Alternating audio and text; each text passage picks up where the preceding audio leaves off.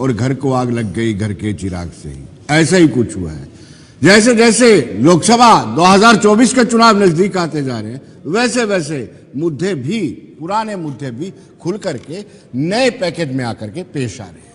आपको बताते चले कि महबूबा मुफ्ती ने एक मरतबा फिर कहा है कि कश्मीरी विस्थापित पंडितों के दंश को राजनीतिक दल भारतीय जनता पार्टी ने समूचे देश में वोट की राजनीति के लिए उनको बेचा है।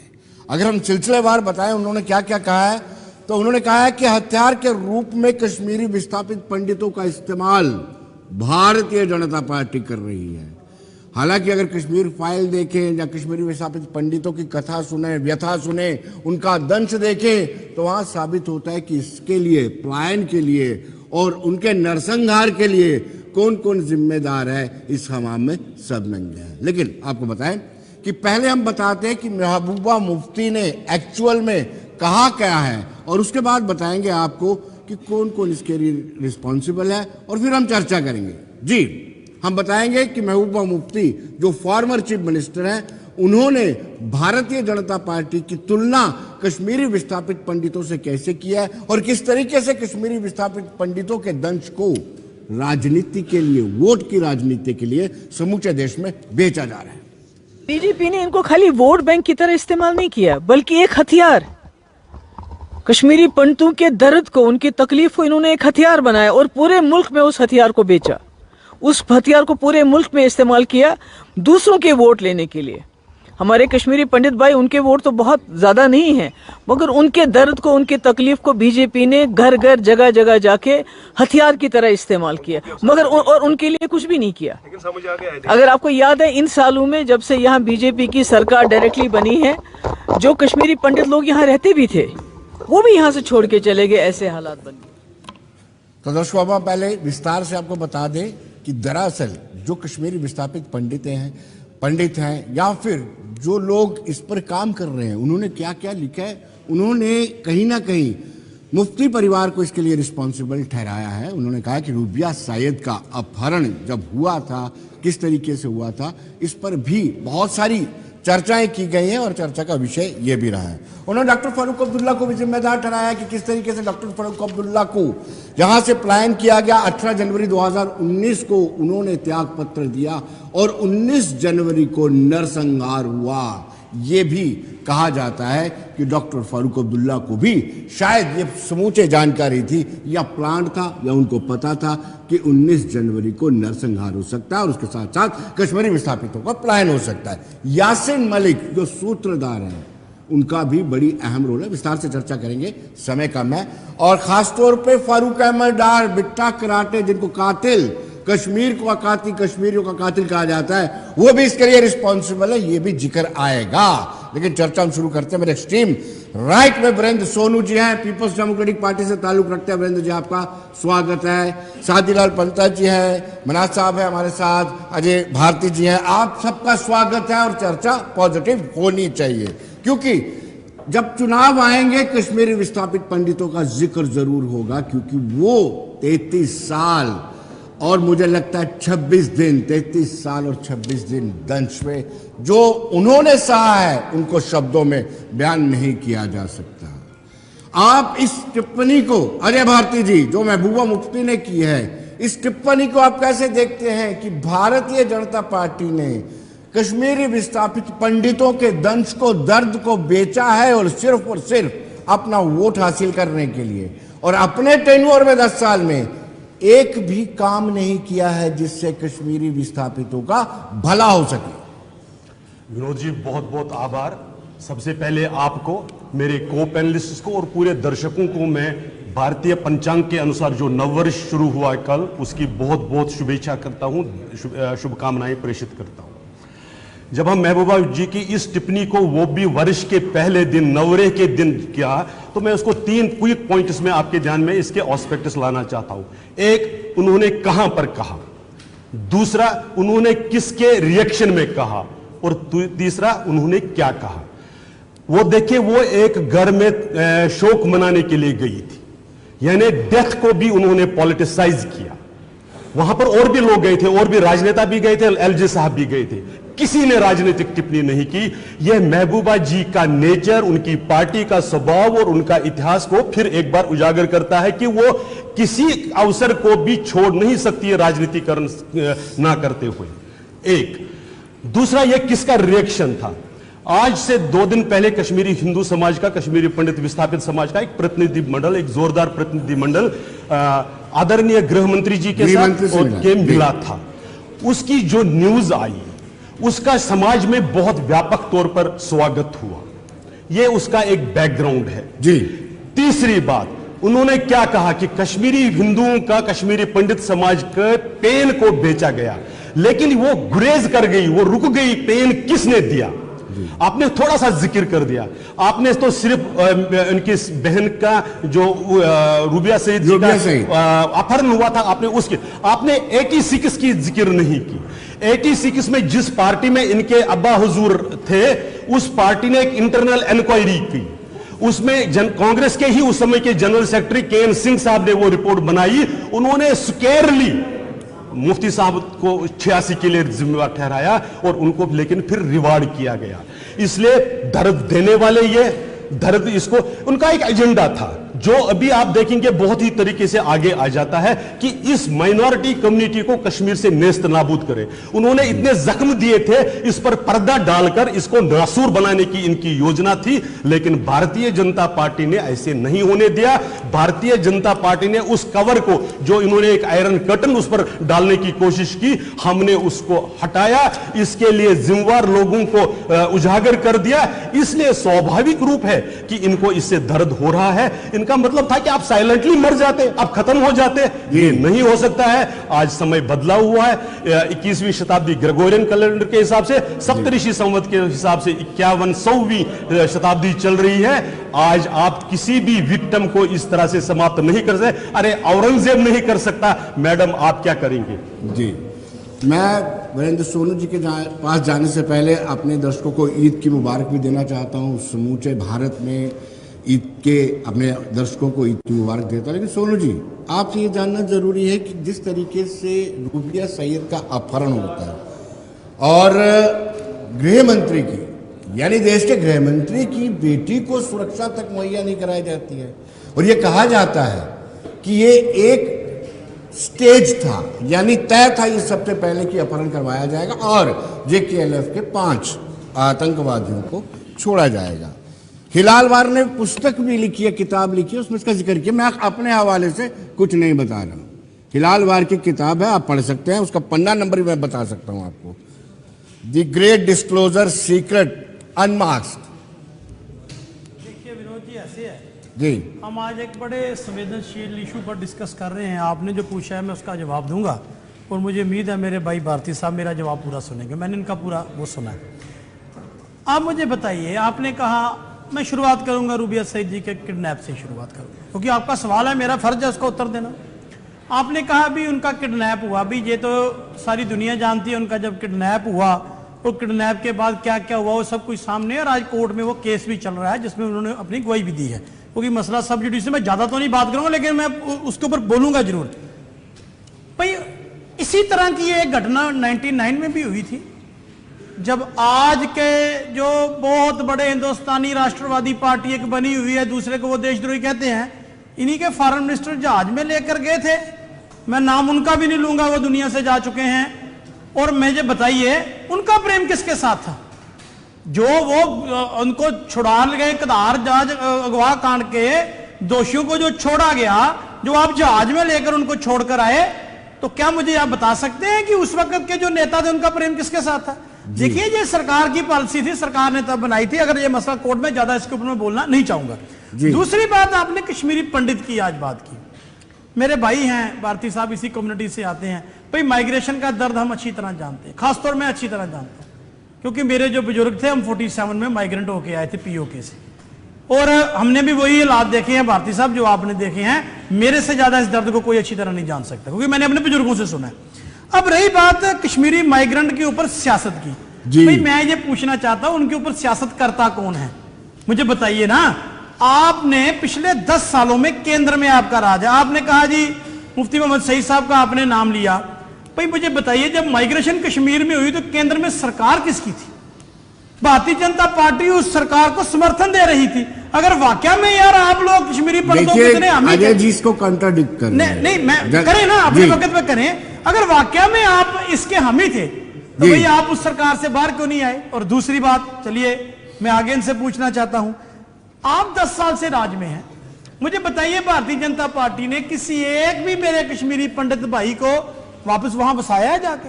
हमने जो प्राइम मिनिस्टर एम्प्लॉयमेंट पैकेज की शुरुआत की थी पहली सरकारों ने, आपने तो उनको सुरक्षा नहीं मुहैया करा पाए, आपने तो उनको होटलों में बंद किया। विनोद जी भूल गए ये 6-6 महीने उनकी सैलरियां बंद की गई थी राहुल भट्ट की हत्या के बाद, याद है? यादाश्त कमजोर हो गई है।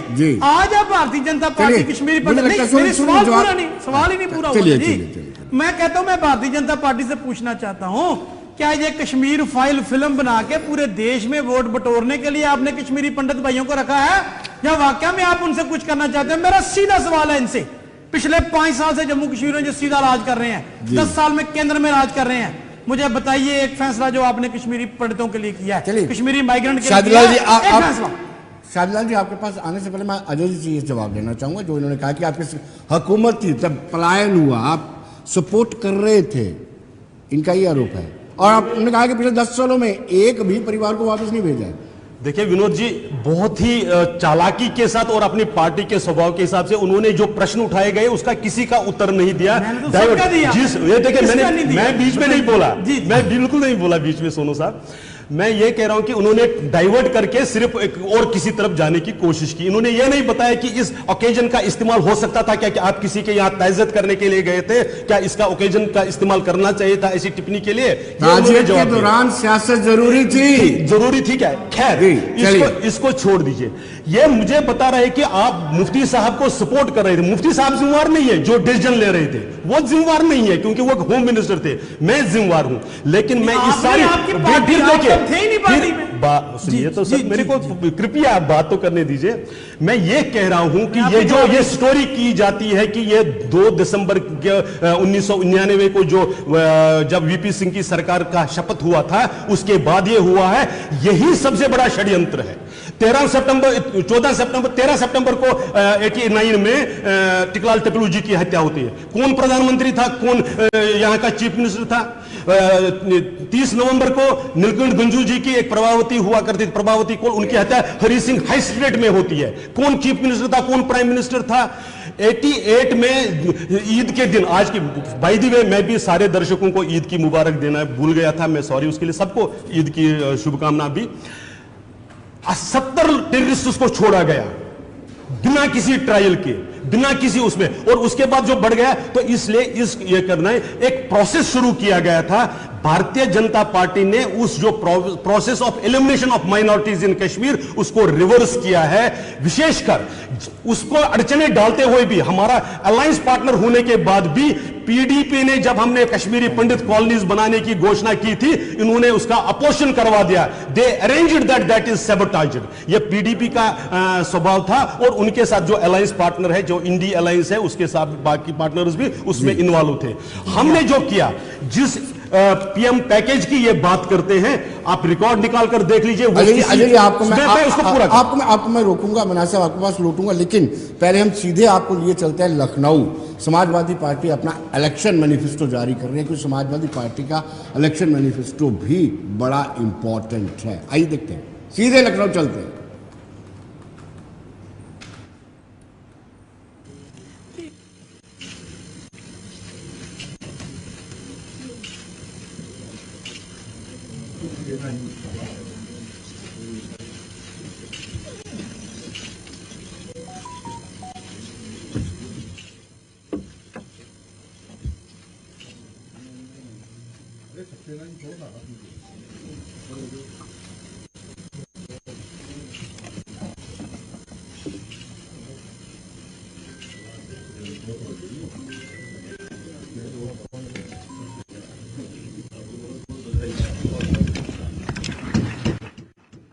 चौबीस घंटे बिजली की आपूर्ति पाने का अधिकार, गरीब को भी उच्च श्रेणी की शिक्षा पाने का अधिकार हो, बेहतर स्वास्थ्य सेवा पाने का अधिकार, बेहतर सार्वजनिक परिवहन पाने का अधिकार, खेल प्रतिभाओं को निखारने के लिए आवश्यक संसाधन पाने का अधिकार, सुविधा से एफआईआर दर्ज कराने का अधिकार, और जहां सामाजिक न्याय की बात कही गई है वहीं ये विजन डॉक्यूमेंट इस बात को कहता है कि जाति जनगणना में देर नहीं होनी चाहिए। इसके लिए 2025 तक जाति आधारित जनगणना कराएंगे। इसके आधार पर 2029 तक सबको न्याय एवं हिस्सेदारी सुनिश्चित की जा सके। और इसके लिए समाजवादी पार्टी ने किसान कल्याण को लेकर के दुग्ध सहित सभी फसलों के लिए एमएसपी की गणना स्वामीनाथन फार्मूले के तहत हो, और जो फार्मूला दिया गया है सीटू उसी के तहत किसानों को एमएसपी मिले। इसके अधिकार की बात ये विजन डॉक्यूमेंट करता है। इस देश के किसानों ने बहुत आंदोलन चलाया। पंजाब, हरियाणा, उत्तर प्रदेश या देश के कोने कोने से आए हुए किसानों ने समय समय पर सरकार से एमएसपी की मांग की, लेकिन इस सरकार ने हमेशा उन्हें अपने ताकत से वापस करने का काम किया। समाजवादी पार्टी इस बात को मानती है कि किसानों को एमएसपी दिया जाए। बिना एमएसपी के उनकी खुशहाली के रास्ते बनाना संभव नहीं है। इसके लिए कानूनी गारंटी के रूप में सभी किसानों को एमएसपी उपलब्ध कराने का काम समाजवादी सरकार या समाजवादी लोग जब कभी सरकार में होंगे उसको लेकर के करेंगे। युवा और रोजगार, इधर जो देश के आंकड़े आ रहे हैं बड़े पैमाने पर बेरोजगारी बढ़ी है। आंकड़े तो 80% से ऊपर बताते हैं, लेकिन जब गांव में हम लोग जाते हैं तो देखने को मिलता है कि 90% से ज्यादा नौजवान के हाथ में न रोजगार है न नौकरी है। देश जो इतना बड़ा है, संसाधन की कोई कमी नहीं, लेकिन उसके बावजूद भी इतने बड़े पैमाने पर बेरोजगारी किसी ने नहीं देखी। और फिर उत्तर प्रदेश का हाल तो और आगे है। ये सरकार क्योंकि आरक्षण नहीं देना चाहती इसलिए नौकरी नहीं देना चाहती, और जानबूझ करके पेपर लीक करा रही है सरकार। और जहां सामाजिक न्याय के अधिकार की जितने भी पेपर हुए हैं, एक तो नहीं लगभग 9-10 ऐसी परीक्षाएं जिनके पेपर लीक हुए हैं, और जो पेपर लीक भी हुए हैं वो वहां पर हुए जहां पर बीजेपी की सरकार है। इंक्लूसिव गवर्नमेंट की बात करें, और जो लीक करने वाले लोग हैं वो भी बीजेपी के शामिल लोग हैं। इसलिए भारतीय जनता पार्टी ने जानबूझ करके पेपर लीक कराए उत्तर प्रदेश में, जिससे नौजवानों को नौकरी और रोजगार न देना पड़े। आटा और डेटा का अधिकार, अभी जो राशन मिल रहा है, जो गरीबों तक राशन पहुंचाया जा रहा है, न वो पौष्टिक है न वो उसकी क्वालिटी है कोई। गरीबों को केवल राशन इसलिए उपलब्ध करा दे रहे हैं कि बस उन्हें भोजन मिल जाए, लेकिन जब तक पौष्टिक भोजन नहीं मिलेगा तब तक उनका स्वास्थ्य बेहतर नहीं हो सकता, वो सोच और समझ भी नहीं अच्छी हो सकती। इसलिए आटा और डाटा का अधिकार की बात इसमें हम लोग कर रहे हैं। निःशुल्क शिक्षा का अधिकार सुनिश्चित करेंगे। शिक्षा के लिए बजट जीडीपी के 3% से बढ़ा करके 6% लगभग 2 गुना करने का ये विजन डॉक्यूमेंट में हम लोग शामिल कर रहे हैं। जाति आधारित जनगणना कराएंगे। महिलाओं के खिलाफ अपराध के लिए 0 टॉलरेंस एवं देशव्यापी हेल्पलाइन कैसे उपलब्ध हो उनको, उसके लिए काम करेंगे। उत्तर प्रदेश का जब चुनाव था उस समय समाजवादी पार्टी ने इस बात को माना। स्वामीनाथन फार्मूले के तहत तो हम बात करते हैं अजय भारती जी से। अजय जी, आपकी बात अधूरी रह गई थी, क्यों हम सीधा लखनऊ स्टूडियो चलेंगे जी। कह रहा था कि इन्होंने जैसे ये प्रश्न को टालकर जो दूसरी बात की तो और अपने अलायंस पार्टनर्स के रोल को इन्होंने इग्नोर कर दिया।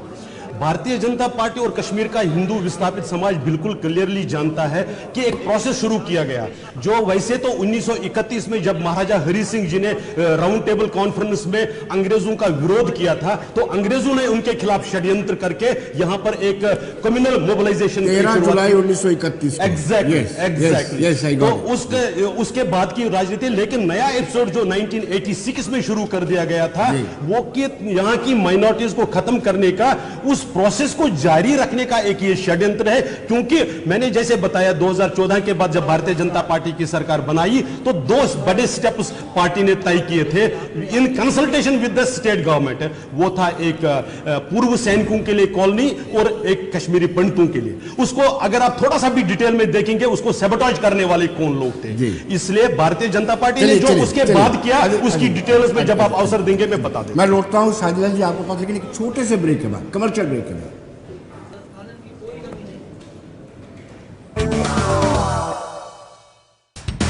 कांग्रेस ही इस फसाद की जड़ है। 84 में गवर्नमेंट टॉपल ना करती, नया रिकॉर्ड ना होता, 87 में रिगिंग ना होती तो शायद इतना। हालांकि अजय भारती जी कहते हैं कि 13 जुलाई 1931 से ही इसकी नींव रख दी गई। शाहजीलाल जी आप क्या कहेंगे? पहले मैं नवरात्रों का मुबारक देशवासियों को पेश करता हूं और ईद उल फितर का मुबारक मुसलमान बरादरी पूरे देश को करता हूं। विनोद जी, जहां सवाल है कांग्रेस फसाद की जड़ है, ये प्रोपेगेंडा है। कांग्रेस फसाद की जड़ नहीं है। जवाहरलाल नेहरू से आज तक बात सुनिए, पहले 10 साल की हुकूमत में जो हिंदुस्तान में है, आकाश से पाताल से सुई धागा से है, वो कांग्रेस की देन है, कांग्रेस ने बनाया है। ये प्रोपेगेंडा चलते हैं जो कि बेबुनियाद है। कांग्रेस ने देश को बनाया, देश को मजबूत रखा। कांग्रेस ने भाईचारा हमेशा माना है, जाना है, रखा है। कांग्रेस फसाद की जड़ नहीं है। फसाद की जड़ अगर है तो बीजेपी है। फसाद की जड़ है हिंदू को हिंदुओं से लड़वाना, मुसलमान को मुसलमान से लड़वाना, हिंदू को मुसलमान से लड़ाना, सरदार को सरदार से लड़ाना। ये बीजेपी की नीति और करनी है। कांग्रेस फसाद की जड़ नहीं है। कांग्रेस देश की एक मजबूत पार्टी है, सेक्युलर पार्टी है, जिसने देश को मजबूत बनाया है। और जब महबूबा मुफ्ती का सवाल है, उन्होंने अगर बात की, चाहे वो मरगुजार पर करेगी, चाहे वो शमशान बल पर करेगी, चाहे वो कहीं भी करेगी, अगर कश्मीरी पंडितों की बात की है तो जेन्युइन बात की है। कश्मीरी पंडित पिछले 10 साल से ज़्यादा मुश्किल में है, मुश्किलात में है। कश्मीरी पंडित पिछले 10 साल से ज़्यादा परेशानी में है। इससे पहले भी बीजेपी की सरकार अटल जी के वक्त 5 साल रही, उससे पहले 1 साल रही, उससे पहले 13 दिन रही। लेकिन इनके हिसाब नहीं देंगे आप कितने साल इनकी सरकार माहौल आपके कार्यकाल में ही बिगड़ा है। जैसे अजय भारती ने एग्जाम्पल दी, नहीं जब टीकालाल टिपलू जी का हत्या हुई, बिल्कुल, तो तब सरकार किसकी थी? जब हत्या हुई थी 1990 से शुरू हुई, ये एक मिलिटेंसी का सैलाब था। उसके बाद आप जनता पार्टी वालों से हिसाब ले, जब कश्मीरी पंडितों को पिछले 3 साल से लगातार दिल्ली के, यूपी के, बिहार के मजदूरों को, जम्मू के लोगों को, पंजाब के लोगों को कश्मीर में मिलिटेंट मारते हैं और चुन चुन कर मारते हैं, उनका आइडेंटिटी कार्ड देखकर मारते हैं। ये उस वक्त कहाँ होते हैं? ये उस वक्त कहाँ थे? और जो ये दावा करते हैं हमने मिलिटेंसी खत्म की है, अब डिरेल हो जाते हैं। या तो आप बहुत स्मार्टली प्ले कर रहे हैं या फिर आप जानबूझ करके अपने आप को बचाना चाहते हैं। दो ही बातें हो सकती हैं। नहीं, हम जानबूझकर बचाने की कोशिश नहीं करते हैं। मैंने पहले भी कहा, कांग्रेस एक सेक्युलर पार्टी है। कांग्रेस हर को बचाती है और बचाते आई है और बचाना चाहती है। अगर ये दावे करते हैं, मुझे जवाब चाहिए ना। अगर पिछले 4 साल में कितने लोगों को मारा गया कश्मीर में, तो इनकी सरकार है, क्यों मारा गया? अगर ये दावे करते थे इनकी सरकार आएगी तो कश्मीरी पंडितों को हम कश्मीर में आबाद करेंगे, बसाएंगे, दूसरी पार्टियों ने इनको जुलाई वतनी करवाई है, बेबुनियाद सवाल है वो। उस वक्त जब 1990 में 1 साल वीपी सिंह सरकार रही, जिसमें इनके 84 मेंबर पार्लियामेंट थे और कोलेशन सरकार इनकी बनी थी, उस वक्त देखो कश्मीरी पंडितों का पलायन हुआ। कश्मीरी पंडितों, ये उस वक्त हमें कश्मीर में बचा सकते थे। अगर इनकी पॉलिसी, गलत पॉलिसी नहीं होती तो हमें जम्मू आने क्यों दिया, हमें वहां बचाया क्यों नहीं, हमें कश्मीर में क्यों नहीं। आपने 14 साल शेख अब्दुल्ला को जेल में रखा, फिर निकाला, फिर सिर पे चढ़ाया, यानी ताज दिया उनको। फिर आपने गवर्नमेंट टॉपल की, फारूक अब्दुल्ला की गवर्नमेंट टॉपल की, फिर हैंडशेक किया, 87 में आपने रैगिंग करवाई, फिर आप बीजेपी को। चलिए मैं पहले ना सुरजीत मनासी के पास चलता हूँ। मना साहब, आप पर जो संगीन आरोप है, 7 नवंबर 1986 को आपकी गवर्नमेंट बनी, और मुझे जो अजय भारती जी बोल रहे थे, मुझे ठीक लग रहा था कि वहीं से पहले से ही शुरू हो चुका था, 1931 से 13 जुलाई, और 86 में तो 86 में ज़्यादा हो चुका था। 18 जनवरी 1990 तक doctor Farooq Abdullah chief minister रहे, यानी इस राज्य के चीफ मिनिस्टर रहे, और 19 को 18 को त्याग पत्र देते हैं, 19 को नरसंहार शुरू हो जाता है। क्या उनको पता था? फिर वो लंदन रवाना हो जाते हैं, क्या उनको जानकारी थी? विनोद जी, पहले तो मैं अपने प्रदेश के वासियों को ईद की मुबारकबाद देना चाहता हूँ जी।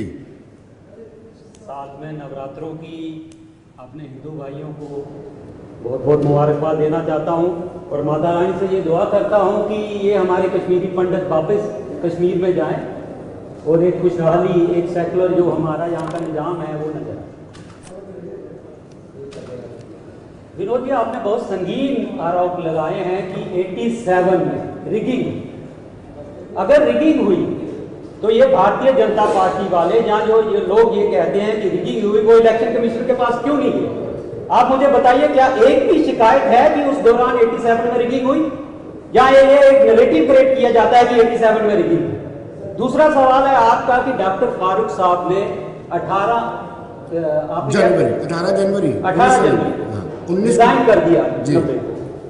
सर, डॉक्टर फारूक अब्दुल्ला ने अपने गवर्नर थे जगमोहन सिंह, उनसे एक्स्ट्रा फोर्सेस मंगवाई कि हमारे प्रदेश में ये मिलिटेंसी बढ़ रही है, हमें एक्स्ट्रा फोर्सेस दी जाए, और सेंटर ने एक्स्ट्रा फोर्सेस नहीं दी। जब उन्होंने देखा कि यहाँ पे कत्लो कारत शुरू होने वाला है, उन्होंने डिजाइन करना बेहतर समझा। यहाँ पे आप हमारे अपने चीफ मिनिस्टर को, एक इलेक्टेड चीफ मिनिस्टर को बेबस कर देते हैं, जब वो बेबस हो जाता है तो वो क्या करेगा? यानी बेबसी की हालत में इनको छोड़ दिया।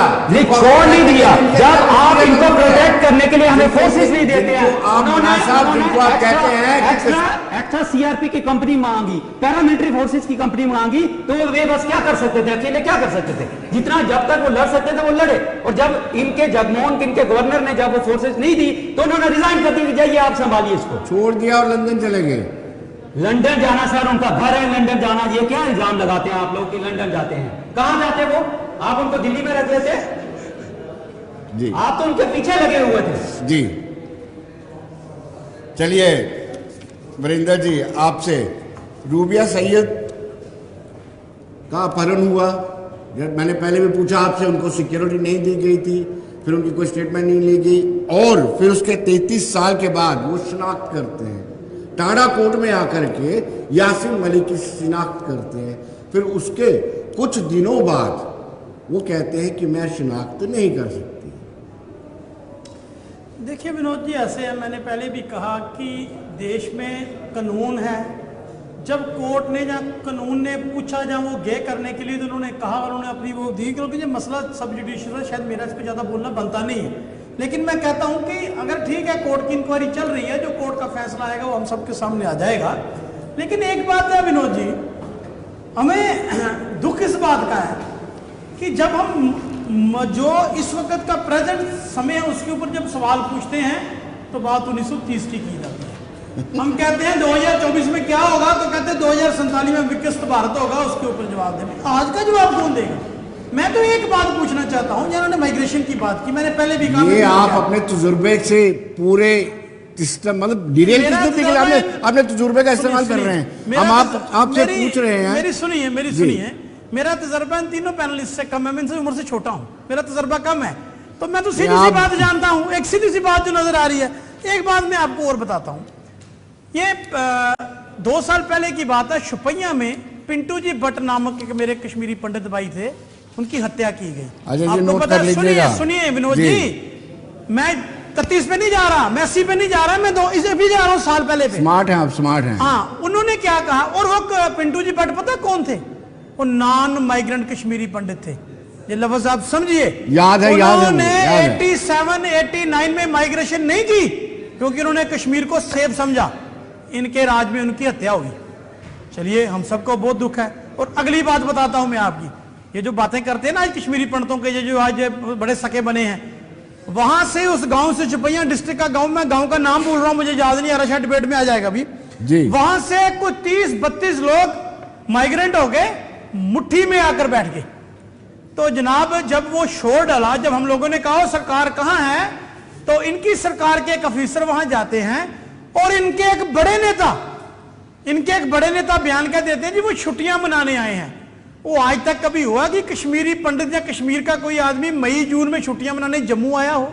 इन्होंने उनकी माइग्रेशन को छुट्टियों का नाम दिया था जी। फिर क्या करते हैं, उनके पास जाते हैं, रातों रात सरकार जाती है, उनके हाथ पैर पकड़ते, हम सब कुछ करेंगे, अगर वो जब नहीं मानते तो जबरन उनको उठा के वहां भेजा जाता है। दूसरी बात, इन्होंने प्राइम मिनिस्टर पैकेज की बात की, क्या अजय जी सुनिए, मैं सवाल पूछ रहा हूं, जवाब दे दें भैया। आप मुझे बताइए, आप कहते थे कि 2014 में हमने सरकार बनाई तो पीडीपी नहीं मानी कश्मीरी माइग्रेंट कॉलोनी की, यही कहा ना इन्होंने जी।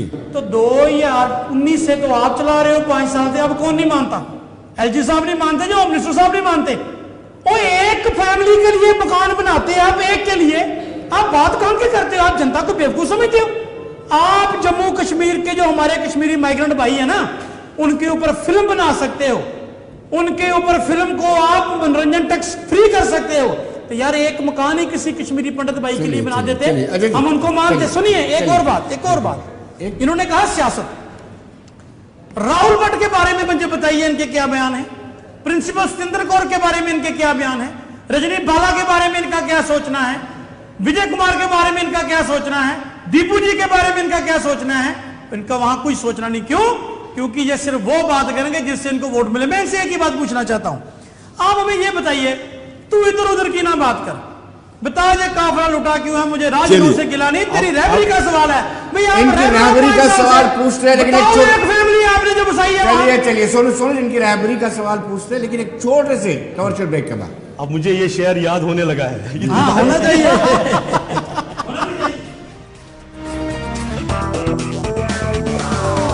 जी, आपको ये बताना होगा कि जो सवाल वीरेंद्र सोनू ने पूछे हैं कि जो पिंटू जी थे वहां पर लंबे समय से माइग्रेशन भी नहीं की थी, उनकी की नहीं, विनोद जी, और सिलेक्टिव किलिंग का सिलसिलेवार उन्होंने जी व्याख्यान जी। विनोद जी, मैं उम्मीद करूंगा कि जिस प्रकार के प्रश्न पूछे गए, उतना समय जितना प्रश्न पूछने में लगाया गया, कम से कम उतना जवाब देने के लिए आप दे देंगे। एक बात, इन्होंने जो नॉन माइग्रेंट पंडित की बात की, बहुत अच्छा किया। एक नॉन माइग्रेंट कश्मीरी पंडित प्यारेलाल जी भी थे, आमनू में रहते हैं, कुलगाम में। अभी अभी उनके भी जिक्र मीडिया में चूंकि ये हुआ, महबूबा जी कहते हैं हमने बहुत प्यार से रखा। महबूबा जी की पार्टी बोलते बड़े ही संवार कर हमने रखा। आप लोगों ने ही, मीडिया ने ही उसको दिखाया। हालांकि मैं रिकॉर्ड्स करके बता दूंगा हम उसके लिए कितने प्लीड करते रहे, वो अलग चीज है। कैसी हालत में रहते थे? उनके पास आधार कार्ड नहीं था, उनके पास दवाइयों के लिए कोई ऐसे ये नहीं था, उनके पास जो पेंशन लेने के लिए जाना था वो नहीं करता। मैंने एक लिस्ट आज से 3 साल से 4 साल से डीसीज के पास रखी है कि जो ये आयुष्मान, ये जो अपना आवास योजना है, प्राइम मिनिस्टर्स आवास योजना है, चूंकि सर्वे 2011 में हुई है, उसमें इनका नाम नहीं है, इसलिए वो कितने भी गरीब हो, वो टीन के शेड में रहे, उनको हम नहीं दे सकते। ये एडमिनिस्ट्रेशन का रवैया रहता है। लेकिन महबूबा जी को ये दर्द दिखाई नहीं देता। उनकी पीस टाइम में हम उनकी मदद करें, इनकी पार्टी की वहां ये उनका इलाका है, उनको वो नॉन माइग्रेंट की दर्द उस वक्त दिखाई नहीं देते हैं। हाँ, टीवी पर, स्टूडियो में आकर उस पर चर्चा करना, लोगों को गुमराह करना स्वभावतः, क्योंकि ये George Soros institute of media training में से जो गाइडलाइंस आई है उसको फॉलो करते हैं कि जब आपके पास, आपको मालूम है प्रश्नों का उत्तर नहीं है तो डिरेल करिए, इधर जाइए, उधर, इधर उधर की बात करिए, जो ये बार बार करते हैं। प्रश्न सीधा, हाँ, वो मतलब ये स्वभाव सीधे से मैं बात कह रहा हूं कि जब भारतीय जनता पार्टी 2014 में आई, सबसे पहला काम जो भारतीय जनता पार्टी ने किया, जिस समाज को, जिस पीड़ित समाज को, विक्टिम समाज को इन लोगों ने orphans and widows of terrorists के साथ क्लब किया था, अलग करके इनको एक सम्मानित सिटीजन के नाते माना और उनके लिए 2000 इन्होंने पूरी रिहेबिलिटेशन पैकेज 1618 करोड़ की बनाई थी। हमने 2000 करोड़ का पैकेज पहले बजट में रखकर जो उनके जीवन स्तर को ऊपर उठाना है, ये पहले किया। जस्टिस कपाड़िया का आप एक देखिए, ऑल इंडिया कश्मीरी समाज की रिट थी, उस पर जस्टिस कपाड़िया जी ने, सुप्रीम कोर्ट के जज साहब ने एक्शन टेकन रिपोर्ट, जब बार बार तंग आ गए कि वो सरकार जवाब दे रही थी इस लॉस्ट डिकेड में 2014 से लेकर 14 तक, तो उन्होंने पूछा सरकार से, और Sushma ji leader of opposition थी, बहुत दबाव डालकर आनन फानन में एक पैकेज बनाई और 2008 में अनाउंस तो किया, 2014 तक सिर्फ 1445 लोगों को नौकरी दी। उस पैकेज में उनके लिए एकोमोडेशन हिस्सा नहीं थी। 2015 में भारतीय जनता पार्टी ने वो पैकेज दी। Political empowerment Bharatiya Janata party ने की। 2014 में जो एक छोटा सा सेक्शन जो रिलीफ कैश असिस्टेंस पर जिंदा रहता है, उसकी कैश असिस्टेंस 6,500 थी, भारतीय जनता पार्टी ने उसको बढ़ाकर 13,000 कर दिया। मैं ये नहीं कहता हूं कि वो सफिशिएंट है, मैं बिल्कुल प्लीड कर रहा हूं सरकार के साथ कि इसको बढ़ाना चाहिए, लेकिन भारतीय जनता पार्टी ने जहां एक तरफ से ये सारा किया, लेकिन उससे पहले एक बड़ा इंपॉर्टेंट काम किया। बस एक छोटी सी बात करके कहता हूं कि जो नैरेटिव इन्होंने चलाया था कि कश्मीर के हिंदुओं को, माइनॉरिटी को जगमोहन ने निकाला, मैं आज भी कहता हूं, मैं कांग्रेस के प्रवक्ता स्वयं इसी समाज से आ रहे हैं कि आप जगमोहन के कहने पर क्यों निकले, डॉक्टर फारूक साहब क्यों निकले। आप एक चीज कर दीजिए, यहां पर एमएलए हॉस्टल और जितने भी सरकारी क्वार्टर्स और बंगलोज हैं उनके एक बार मार्च 1990 के लिस्ट निकाल दीजिए, कौन कौन किस में रह रहा था, वो सारे लोग क्यों निकले, उनको भी जगमोहन ने कहा क्या था। तो इस नैरेटिव को जो मिसलीड करने के लिए चलाया गया था, भारतीय जनता पार्टी और कश्मीरी हिंदू समाज ने उसको बस कर दिया, इसलिए दर्द। जैसे अजय जी ने कहा कि भारतीय जनता पार्टी ने बहुत कुछ किया है कश्मीरी विस्थापित पंडितों के लिए। 2014 में हुकूमत संभालते ही इस प्रक्रिया को शुरू किया और निरंतर चलती आ रही है 2024 तक। फिर मैं आऊंगा आपके पास मनाज साहब, पहले मैं शादीलाल जी। देखिए, जो अजय जी ने कहा कि सुप्रीम कोर्ट में रिट पिटीशन की थी, उसके हिसाब से फिर हमारा ये हुआ, लेकिन ये रिपोर्ट पहले एमएल कोल कमिश्नर सेक्रेटरी थे ये, तो उन्होंने बनाया था एक रिपोर्ट, फिर उनकी ट्रांसफ़र हुई, सुषमा चौधरी आई थी। सुषमा स्वराज का मुझे पता नहीं है क्या था। सुषमा स्वराज ने एक पैकेज प्लान बनाया था, तो उन्होंने सेंटर में भेजा था। उसमें ये वाजिया पॉइंट थे कि कश्मीरी पंडितों को कैसे कश्मीर में बसाए जाएंगे, कश्मीरी पंडितों का रिलीफ बढ़ना चाहे। कश्मीरी पंडितों की उस वक्त भी कांग्रेस सरकार थी, कोलेशन सरकार थी जम्मू कश्मीर में, जिस वक्त ये प्लान बनाए हैं। पहले कोल कमेटी बनी थी, फिर सुषमा चौधरी कमेटी बनी थी, जिसमें यह मेंशन किया गया था, जिससे हमें आसाइश मिली है। अगर रिलीफ बढ़ा है या पैकेज एम्प्लॉयमेंट पैकेज है, उसके बदौलत मिली है। और 6,000 पोस्ट जो फिर प्रधानमंत्री खुद यहाँ आए, यहाँ ऐलान किया और क्वार्टरों में आए, मुट्ठी कैंप में आए और रोया उन्होंने। सोनिया गांधी 3 बार, जगटी आई, पी चिदम्बरम साहब आए। कांग्रेस के बड़े बड़े नेता कश्मीरी पंडितों के पास आते थे, सुनते थे। बीजेपी का एक लीडर भी बात सुनिए। जब इनाग्रेशन हो गई जगती में, तो मनमोहन सिंह खुद आए थे, डॉक्टर मनमोहन सिंह खुद आए थे जगती में। सोनिया जी भी आई थी, सोनिया जी भी आई थी, क्यों कहते हो आप? रिकॉर्ड निकाले, ऑन रिकॉर्ड होगा। सोनिया जी भी जगती आई थी। उनका ये दावा है कि सोनिया जी नहीं आए थे। नहीं, सोनिया मनमोहन सिंह आए थे, उनको हमने कवर किया था, हमें सौभाग्य मिला था कवर करने के लिए। नहीं, बात सुनिए, मेमोरेंडम की बात छोड़िए आप। वो पूछ रहे सोनिया जी कब आए थे। उनका दावा है कि सोनिया जी जगती में उन्होंने चिनार का दरख्त भी लगाया था जी। आप रिकॉर्ड निकालिए, ऑनलाइन डेट बता दीजिए। हम गलत नहीं बताते हैं। डेट मुझे याद नहीं है, लेकिन जगती आई थी। बात सुनिए, अजय जी जो कहते हैं ये हवा में बात है, लेकिन आई थी। पी चिदम्बरम भी आए थे। आज़ाद साहब उस वक्त कांग्रेस के साथ थे, जिन्होंने जगती के लिए वो टाउनशिप में बहुत राउंड किए थे। कर रहे थे। इनकी सरकार में अगर प्रधानमंत्री जी 2 बार यहाँ जम्मू आए, एक बार कश्मीर, एक बार जम्मू, उन्होंने जबान तक नाम नहीं लिया कश्मीरी पंडितों का। ये कितनी दुख की बात है। एक प्रधानमंत्री होकर उनको बोलना चाहिए था, कश्मीर में जाकर मैसेज देनी चाहिए थी। आपके भाई एग्जाइल में है, 29 साल से है, जरा उनकी बात भी करे, जरा उनको भी बुलाए, जरा उनकी जमीन जायदादें भी छोड़ दे, जरा भाईचारा रखे। नहीं बात हुई ना। और इन 10 साल में मुझे बताए कौन सा लीडर, कौन सा मिनिस्टर कश्मीरी पंडितों के पास आया? नहीं आया। हमारी अनसुनी हो रही है इन 10 साल में, हमारा एक भी नहीं सुना गया। चार बात सुनिए विनोद जी, अगर मौका दिया तो थोड़ा बहुत सुनिए। 4 साल से हम सड़कों पर हैं, 4 साल से हम सड़कों पर। मामूली डिमांड हमारी थी रिलीफ को बढ़ाए, ये लाइव डोज है जिंदा रखने के लिए माइग्रेंटों को। इन्होंने सुना ही नहीं। हमारे पास इनका कोई मेंबर भी नहीं आया। अब आज करेंगे ये बीजेपी वाले, गैस में कटौती करेंगे थोड़ा बहुत, कश्मीरी पंडितों के बारे में बयान देंगे, तो वो सियासी एजेंडा है वो, इसीलिए तो इन्होंने हमें सियासत में घसीट लिया है पिछले 10 साल। मैं सिर्फ एक ही चीज फिर एक बार कि सोनिया जी का वो बता दें, कब भी किसी वर्ष में आए हो तो वो बता दीजिए, या तो वो छुपा कर ऐसा आए थे। एक मिनट, थोड़ा छोटी सी बात, दुनिया को नहीं, मुझे नहीं पता, इसलिए थोड़ा जानकारी देंगे तो अच्छा रहेगा। लेकिन मैं शादीलाल जी को एक दिलाना चाहता हूं, अभी पिछले साल जब ये जिस एजुटेशन की ये बात, सो कॉल्ड एजुटेशन की बात कर रहे थे, सो कॉल्ड होती है बीच में, आपको नहीं दिखा, बीजेपी वालों को नहीं दिखा। देखो कैसे बातें करते हैं, यही तो बीजेपी में फर्क है। इनको दिखता नहीं है कोई मर रहा है, इनको दिखता नहीं है कोई सड़क पर बैठा है, इनको दिखता नहीं है कि कोई अपनी जिंदगी बचाने, अपने लोगों की जिंदगी बचाने के लिए प्रोटेस्ट कर रहा है, इनको ये नहीं दिखता है, इसीलिए कहते हैं। विनोद जी, हमें आपके सवाल पूछूंगा, चिंता मत लीजिए, टाइम मिलना चाहिए मुझे। एक केंद्रीय मंत्री थे रूपाला जी जगती आए, शादीलाल जी और उनके 2 साथियों का व्यवहार क्या रहा वहां पर, और रूपाला जी को क्या कहना पड़ा है, वो मुझे अगर ये स्वयं कहेंगे तो ज्यादा अच्छा रहेगा। इसलिए ये जो कहते हैं कि हमने क्या किया और कैसे करते हैं, ये बात वहीं से क्लियर हो जाएगी। लेकिन प्रश्न में फिर वही एक चीज पर ये लड़ रहा, अगर कांग्रेस पार्टी को सचमुच में और या इनके अलायंस पार्टनर्स को, मुझे बताइए, अभी मैनिफेस्टो आपने रिलीज किया, लिखा क्या उसमें?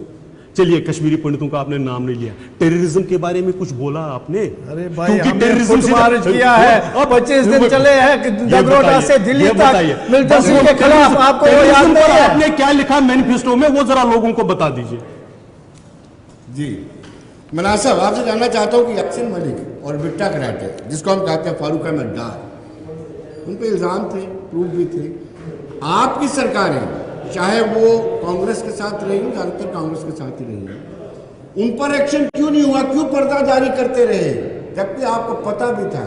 और कांग्रेस की बात करूं तो मनमोहन सिंह के साथ चाय भी पीते रहे, फोटो भी खींचे। पहले विनोद जी इस विषय पे थोड़ी चर्चा कर लें, जो कश्मीरी पंडितों का मसला है, आज मुद्दा ये है, फिर आपकी बात पे भी आता हूँ।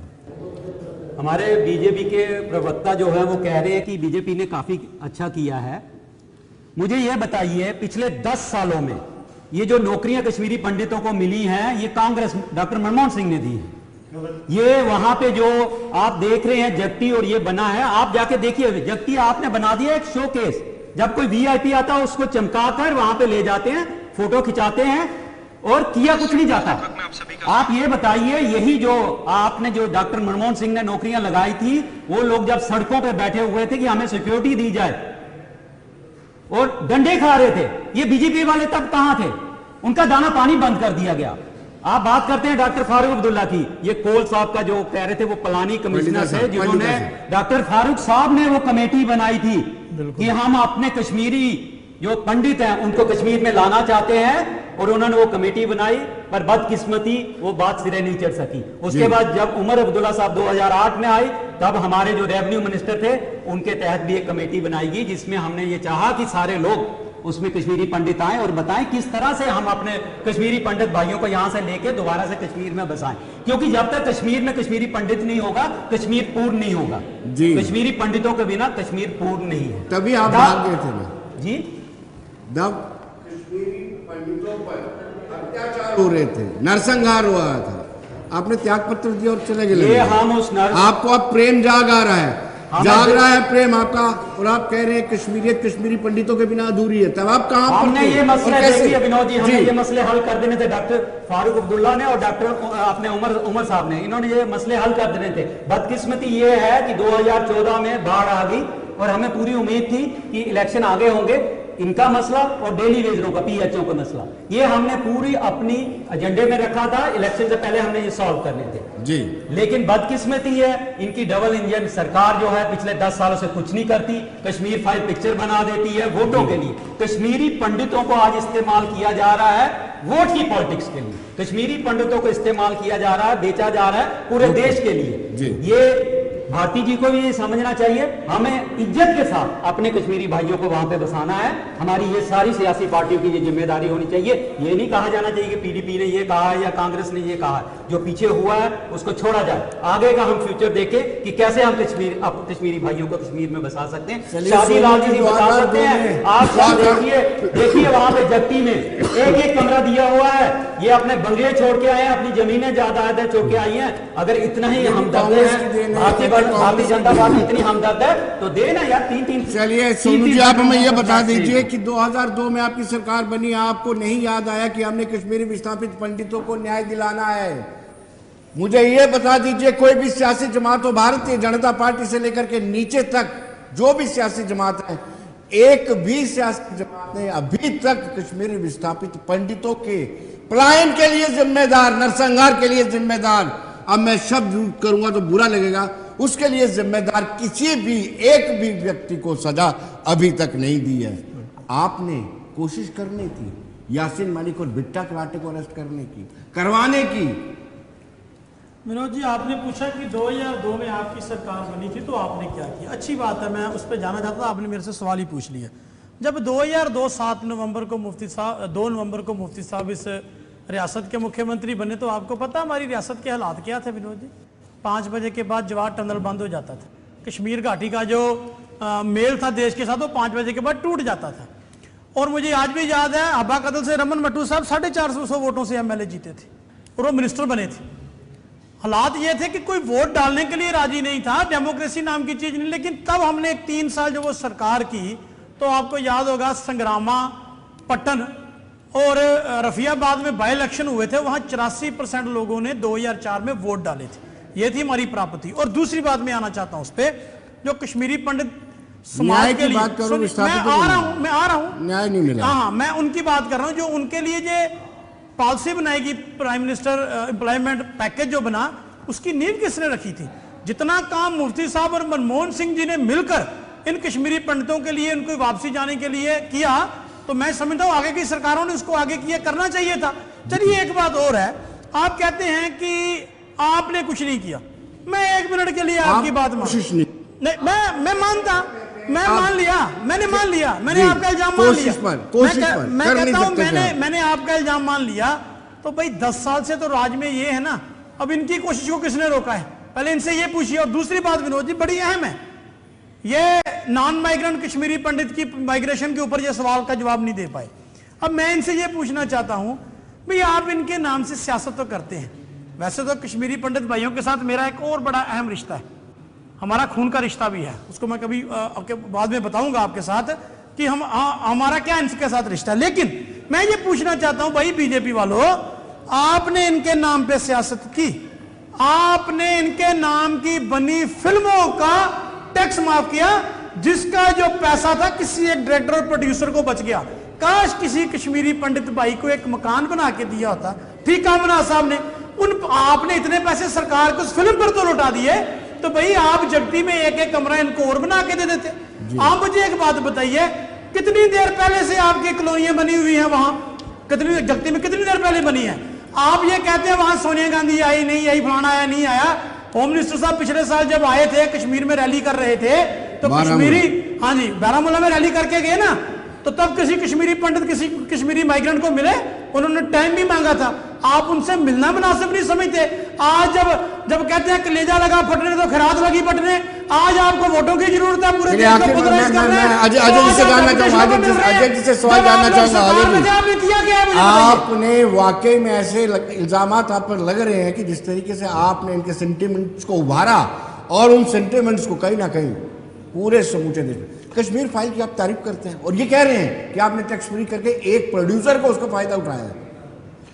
विनोद जी, फिर मैं समय की आपसे ये गुहार लगाऊंगा कि समय जरा समय कम समय ज्यादा नहीं दे रहा, मैं आपसे रिक्वेस्ट सबसे करूंगा पहले इसको। मैं चैलेंज करता हूं फैक्चुअल फैक्ट्स को मैं चैलेंज करता हूं जी। जो हमारे तीनों अपने जो पैनलिस्ट हैं। पैनलिस्ट Yes, हैं, yes, उन्होंने yes। जो किया, मैं हर लेवल पर उनके फैक्ट्स को, जिन्होंने जो कहा कि 2008 में पैकेज हुई, मैं दावे के साथ फिर इनको कहता हूं कोई एक डॉक्यूमेंट, क्योंकि आज डिजिटाइजेशन का जमाना है, आप छुपा नहीं सकते हैं कि 2014 तक आपने, जब तक आपकी सरकार थी, 1400 से ज्यादा लोगों को नौकरी दी और उमर साहब ने एज चीफ मिनिस्टर कहा मेरे पास पैसा नहीं है, जो जी, 3000 जी। जिम्मेवारियां उनकी थी नौकरियों को, उनसे उन्होंने हाथ खड़े कर दिए, नहीं कर सकता। जी। मैंने आमनों की बात की, नॉन माइग्रेंट्स की, सरदार साहब उसको लटक गए, उस पर कुछ उन्होंने बोला मैंने तो नहीं। बताया, आपने कहा पिकनिक बनाने आए हैं, मैंने थोड़ी कहा। वीरेंद्र सोनू जी, मैं बिल्कुल नहीं बोला बीच में, इतना तो इंसाफ कर लीजिए। लेकिन मैं फिर कह रहा हूं, भारतीय जनता पार्टी ने इस अलायंस की उस चाल को,